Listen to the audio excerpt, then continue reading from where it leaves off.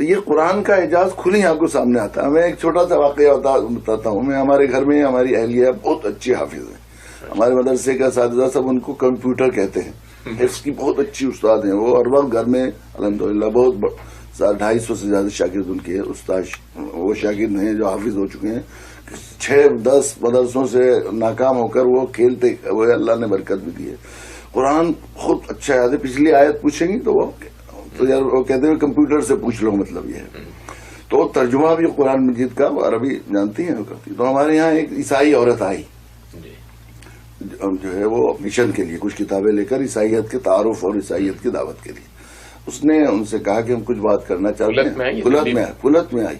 آپ دیکھیں گاؤں میں ان کے آئرن نہیں.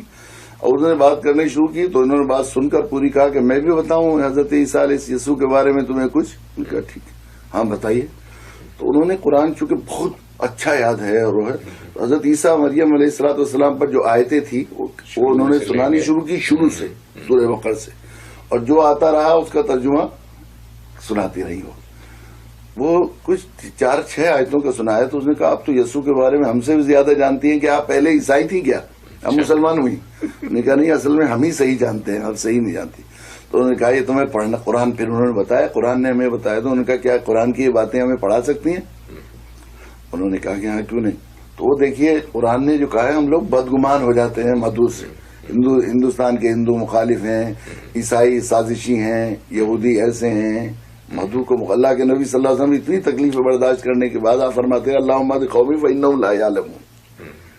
اتنے ستائے جانے کے باوجود یہ فرماتے رہے. اور ہم کہتے ہیں جان بوجھ کر یہ کرتے ہیں. اور ظاہر جب تک ہمدردی دل میں پیدا نہیں ہوگی دعوت کا حق ادا نہیں کر سکتے. جب آپ اسے سازشی اور مخالف سمجھیں گے اسے تو ظاہر ہے اسے ادا نہیں کر سکتے. قرآن نے کہا ورہبانیۃ ابتدعوها ما كتبناها الا ابتغاء رضوان اللہ ہمارا وہ اختری آیت ہے. عیسائیوں کے اخلاص کی قرآن نے سند دی ہے. مخلص ہوتا ہے تو دیانت امانت بھی آتی ہے, دیانت بھی آتی ہے. اس عورت نے میں بہت متاثر ہوا اس کی اس بات سے. اس نے کہا کہ دیکھیے آج تو میرا ورکنگ ڈے ہے اور میں ملازمت میں ہوں, تنخواہ لیتی ہوں, تو میں اپنے مطلب کے لیے سیکھنے آؤں گی تو میں صرف سنڈے کو آ سکتی ہوں چھٹی کے دنوں میں. کتنی دیانت اس کے اندر.